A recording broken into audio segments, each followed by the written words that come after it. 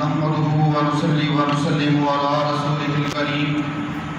اما بعد فاعوذ بالله من الشيطان الرجيم بسم الله الرحمن الرحيم قال الله تبارك وتعالى في القرآن المجيد والفرقان الحميد ان الذين يأكلون اموال اليتامى ظلما انما يأكلون في بطونهم نارا وَسَيَصْلَوْنَ سَعِيرًا صدق اللہ مولانا العظیم وصدق رسولہ النبی الکریم الامین ان اللہ وملائکتہ یصلون علی النبی یا ایہا الذین آمنوا صلوا علیہ وسلموا تسلیما اللہم صلی علی سیدنا ومولانا محمد وعلی آل سیدنا ومولانا محمد بارک وسلم وسلم علیہ الصلاۃ والسلام علیکہ یا سیدی یا رسول اللہ وعلی آلک واصحابک یا سیدی یا حبیب اللہ۔ درود پاک کی فضیلت سے متعلق حدیث پاک سماعت فرمائیں۔ میرے اور آپ کے آقا سرور دو جہاں صلی اللہ علیہ وآلہ وسلم کا ارشاد پاک ہے، جس نے دن بھر میں مجھ پر 50 مرتبہ درود پاک پڑھا، میں قیامت کے دن اس کے ساتھ مصافحہ کروں گا۔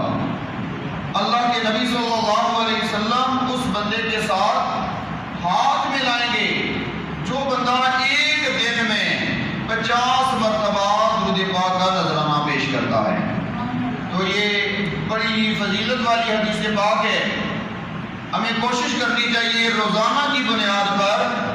نبی صلی اللہ علیہ وآلہ وسلم پر کم از کم 50 مرتبہ درود پاک پڑھ لیں۔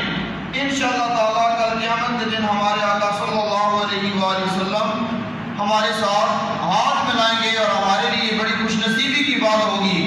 کہ اللہ کے نبی صلی اللہ علیہ وسلم کے ساتھ ہاتھ ملانے کا شرف حاصل ہوگا۔ محبت کے ساتھ درود پاک پڑھیں۔ الصلاۃ والسلام علیکہ یا سیدی یا رسول اللہ وعلی آلک واصحابک یا سیدی یا حبیب اللہ۔ آج کے بیان کا موضوع ہے یتیم پر احسان کرنا اور اس پر ظلم سے اجتناب کرنا۔ یتیم کے ساتھ حسن سلوک کا دین اسلام کے اندر حکم دیا گیا ہے۔ خود رب ذوالجلال نے اپنی پاک کلام کے اندر فرمایا، بے شک وہ لوگ جو یتیم کا مال ظلماً کھاتے ہیں، انما یاکلون فی بطونہم نارا، وہ اپنے پیٹوں میں آگ کھا رہے ہیں، وَسَيَصْلَوْنَ سَعِيرًا، اور عنقریب بھڑکتی ہوئی آگ میں داخل ہوں گے۔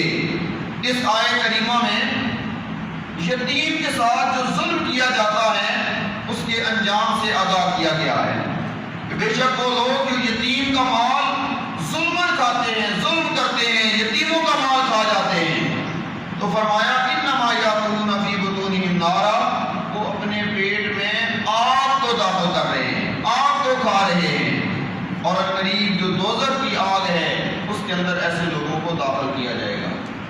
تو چاہے وہ ہمارا گاؤں ہو، چاہے وہ ہمارا علاقہ ہو، جس جگہ بھی کوئی یتیم ہو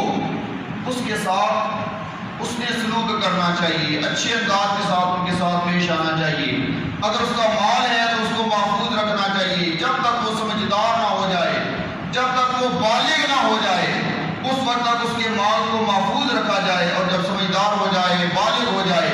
اس کا مال اس کے حوالے کیا جائے۔ ایک حدیث پاک میں یتیم کے ساتھ اچھا سلوک کرنے والے کو اجر بیان فرمایا گیا۔ نبی صلی اللہ علیہ وآلہ وسلم نے فرمایا کہ میں اور یتیم کی کفالت کرنے والا جنت میں اس طرح ہوں گے۔ آپ صلی اللہ علیہ وسلم نے ہاتھ کی شہادت والی انگلی کی طرف اشارہ فرمایا، اور شہادت والی انگلی کے ساتھ جو بڑی انگلی ہے اس طرف اشارہ فرمایا، درمیان میں تھوڑا سا فاصلہ رکھا، اور فرمایا میں اور یتیم کی کفالت کرنے والا جنت میں اس طرح ہوں گے جس طرح شہادت کی انگلی اور درمیان والی جو بڑی انگلی ہے یہ ہوتے ہیں، اس طرح وہ یتیم کی کفالت کرنے والا میرے ساتھ جنت میں ہوگا۔ اتنا بڑا مقام دیا گیا ہے یتیم کی کفالت کرنے والے کو کہ نبی صلی اللہ علیہ وسلم فرما رہے ہیں وہ میرے اتنے زیادہ قریب ہوگا جتنی شہادت والی انگلی درمیان والی بڑی انگلی کے قریب ہوتی ہے، اتنا وہ جنت کے اندر میرے قریب ہوگا۔ اس لیے ہمیں بھی کوشش کرنی چاہیے کہ جو کچھ ممکن ہو سکے یتیم کی کفالت کے حوالے سے کوشش کرنی چاہیے۔ ایک دوسری حدیث پاک میں نبی صلی اللہ علیہ وآلہ وسلم نے ارشاد فرمایا کہ جو بندہ یتیم کے خورد و نوش کی ذمہ داری لے لیتا ہے، یہ یتیم ہے اور اس کی کھانے پینے کی ذمہ داری میری ہے، اللہ کے نبی صلی اللہ علیہ وآلہ وسلم فرماتے ہیں کہ اس بندے کو جنت میں داخل کروں گا۔ یہ خود ذمہ داری لے رہے ہیں، وہ بندہ ذمہ داری لے رہا ہے کہ میں یتیم کی کفالت کروں گا، اس کا کھانا پینا میری ذمہ داری ہے۔ اللہ کے محبوب صلی اللہ علیہ وسلم فرما رہے ہیں ادھر وہ ذمہ داری لے رہا ہے، اس کا کھانا پینا میرے ذمہ ہے، اب وہ بندہ جو ذمہ داری لے رہا ہے اس کے جنت کے داخلے کی ذمہ داری خود نبی صلی اللہ علیہ وسلم لے رہے ہیں، تو اس کو میں جنت میں داخل کراؤں گا۔ اور نبی صلی اللہ علیہ وآلہ وسلم نے ایک اور مقام پر اللہ تعالیٰ کی رضا کے لیے جو بندہ خوش ہو کر اللہ تعالیٰ کی رضا کے لیے کسی مسلمان یتیم بچے کے سر کے اوپر ہاتھ پھیرتا ہے، امام الانبیاء صلی اللہ علیہ وسلم نے فرمایا اس ہاتھ کے نیچے جتنے بال آئیں گے اللہ تعالیٰ ہر بال کے بدلے میں نیکی عطا فرما دیتا ہے۔ تو بالوں کو ہم نے کبھی نہ گنا ہے نہ گر سکتے ہیں، اتنی زیادہ تعداد میں بال ہوتے ہیں۔ تو جب وہ بندہ اللہ تعالیٰ کی رضا کے لیے اس یتیم کے سر کے اوپر ہاتھ پھیرتا ہے، اللہ تبارک و تعالیٰ ہر بال کے بدلے میں اس ہاتھ پھیرنے والے کو نیکیاں عطا فرما دیتا ہے۔ ایک بزرگ ہیں وہ اپنا بیان ذکر فرماتے ہیں سلف صالحین میں سے نیک لوگوں میں سے، وہ کہتے ہیں کہ میں اپنی ابتدائی عمر میں شراب پیا کرتا تھا، گناہ کیا کرتا تھا، اللہ تعالیٰ کی نافرمانی کیا کرتا تھا۔ ایک رات میں جب سویا تو خواب کے اندر کیا دیکھتا ہوں کہ عذاب کے فرشتے آ گئے، وہ عذاب کے فرشتے آئے اور آ کر مجھے پکڑ کر دوزخ کی طرف لے جا رہے ہیں، جس طرح وہ قیامت کا منظر ہے وہ دکھایا جا رہا ہے کہ مجھے دوزخ کی طرف لے جایا جا رہا ہے۔ مجھے دوزخ کی طرف لے جایا جا رہا تھا کہ جس یتیم کے ساتھ میں نے بڑا ہی اچھا سلوک کیا تھا، بہت ہی احسان کیا تھا اس بچے کے ساتھ، وہ بچہ رستے میں رکاوٹ بن جاتا ہے اور فرشتوں سے کہتا ہے اس کو چھوڑ دو، یہ جس کو دوزخ کی طرف لے کر جا رہے ہو اس کو چھوڑ دو کیونکہ اس نے دنیا میں میرے ساتھ اچھا سلوک کیا ہے۔ فرشتے انکار کر دیں گے، فرشتے کہیں گے کہ ہم تمہاری بات کے پابند نہیں ہیں کہ تمہارے حکم پر ہم اس کو دوزخ کی طرف نہ لے کر جائیں، ہم تمہیں چھوڑ دیں، ہم تمہاری بات کے پابند نہیں ہیں۔ جو ہی وہ یتیم کی بات نہیں مانیں گے تو اللہ تعالیٰ کی طرف سے آواز دی جائے گی، یہ ندا دی جائے گی کہ اس بندے نے جس طرح اولاد کی تعظیم اور تقریب کی جاتی ہے، اولاد کے ساتھ اچھا سلوک کیا جاتا ہے، اس نے اپنی اولاد کی طرح اس یتیم کے ساتھ اچھا سلوک کیا ہے۔ اللہ تبارک و تعالیٰ نے اس یتیم کے ساتھ حسن سلوک کی وجہ سے اس کی بخشش فرما دی ہے، اس کو چھوڑ دو، اس کو جنت کی طرف لے جاؤ۔ تو اللہ تعالیٰ ایسے اعمال بڑے ہی محبوب ہیں، اللہ تعالیٰ کو ایسے اعمال بڑے ہی پسند ہیں کہ جو یتیم کے ساتھ احسان کیا جاتا ہے، اس کے ساتھ حسن سلوک کیا جاتا ہے۔ جس طرح اپنے بچے اور بچیاں بڑے پیارے اور محبوب ہوتے ہیں، اسی طرح یتیم بچوں اور بچیوں کے ساتھ اگر حسن سلوک کریں گے تو انشاءاللہ تعالیٰ جو قیامت کے مراحل ہیں ان کے اندر بھی اللہ تعالیٰ آسانیاں پیدا فرما دے گا۔ اور ایک حدیث پاک میں جو قیامت کے دن کا منظر ہے ان کو بیان کیا گیا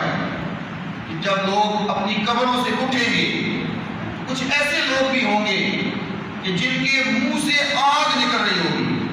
نبی صلی اللہ علیہ وآلہ وسلم سے صحابہ کرام پوچھیں گے کہ یا رسول اللہ صلی اللہ علیہ وسلم یہ کون لوگ ہیں جن کے منہ سے آج قبروں سے نکلتے ہوئے آگ نکل رہی ہے؟ تو نبی صلی اللہ علیہ وآلہ وسلم اس موقع پر یہ آیت تلاوت فرماتے ہیں جو بھی تھوڑی دیر پہلے تلاوت کی گئی ہے، ان الذین یاکلون اموال الیتامی ظلما، بے شک وہ لوگ جو یتیموں کا مال ظلمن کھاتے ہیں، ظلم کرتے ہیں اور یتیموں کا مال کھا جاتے ہیں، انما یاکلون فی بطونہم نارا، وہ اپنے پیٹوں میں آگ داخل کر رہے ہیں، آگ کو کھا رہے ہیں اور ان قریب بھڑکتی ہوئی آگ میں ہم کو داخل کیا جائے گا۔ اور نبی صلی اللہ علیہ وسلم نے ایک اور مقام پر مسلمانوں کے گھروں کا ذکر فرمایا کہ مسلمانوں کے گھروں میں سب سے بہترین گھر وہ ہے کہ جس گھر کے اندر یتیم ہو اور اس یتیم کے ساتھ اچھا سلوک کیا جا رہا ہو۔ مسلمانوں کے گھر تو بے شمار ہیں، لیکن خود ماں باپ ہیں، ان کی اولاد ہے، ان کی اپنی بیٹی بیٹیاں ہیں، ان کی آگے اولاد ہے، یہ بھی گھر ہے۔ تمام گھروں میں نبی صلی اللہ علیہ وسلم فرماتے ہیں سب سے بہترین گھر وہ ہے کہ جس گھر کے اندر یتیم ہو اور اس یتیم کے ساتھ اچھا سلوک کیا جا رہا ہو۔ اور فرمایا سب سے بدترین، سب سے برا گھر وہ ہے کہ جس گھر کے اندر یتیم ہو اور اس کے ساتھ برا سلوک کیا جا رہا ہو۔ اس لیے ہمیں کوشش کرنی ہے جہاں کہیں بھی ہمارے علاقے میں، ہمارے محلے کے اندر، ہماری برادری کے اندر اگر کوئی یتیم موجود ہے اس کے ساتھ اس نے سلوک کرنا ہے، اچھے اخلاق کے ساتھ پیش آنا ہے۔ اور یتیم ہوتا کون ہے؟ یتیم وہ شخص بچہ ہوتا ہے کہ بچپن کے اندر اس کا والد فوت ہو گیا ہو۔ بعض ایسے واقعات بھی ہوتے ہیں کہ چھوٹا بچہ پیدا ہوتا ہے یا چند سال کا ہوتا ہے تو ماں فوت ہو جاتی ہے۔ تو یتیم کی تعریف یہ ہے کہ ایسا نابالغ بچہ جس کا والد فوت ہو جائے، اگر وہ والد فوت ہو جاتا ہے تو اس بچے کو یتیم کہیں گے، چاہے وہ 1 سال کا ہے، چاہے 5 سال کا ہے، بالغ ہونے سے پہلے اس بچے کو یتیم کہا جائے گا۔ اسی طرح جو جانور وغیرہ ہیں اس میں بھی ایک جانور کو یتیم کہا جاتا ہے۔ ایسا جانور جس کی ماں فوت ہو جائے، جس طرح کہ گائے کا بچہ ہے، وہ اس کی ماں فوت ہو جاتی ہے، گائے فوت ہو جاتی ہے، اس بچے کو بھی یتیم کہا جاتا ہے اسلامی کتابوں کے مطابق۔ اسی طرح کوئی بکری ہے وہ فوت ہو جاتی ہے، بھینس فوت ہو جاتی ہے، اگر وہ بچہ چھوٹا رہ جائے تو شریعت میں اس کو بھی یتیم کہا جاتا ہے، لیکن عام طور پر یہ استعمال نہیں ہوتا۔ تو انسانوں کے اندر یتیم اسے کہا جائے گا کہ جس کا والد فوت ہو جائے۔ اللہ تعالیٰ سے دعا ہے دینی احکامات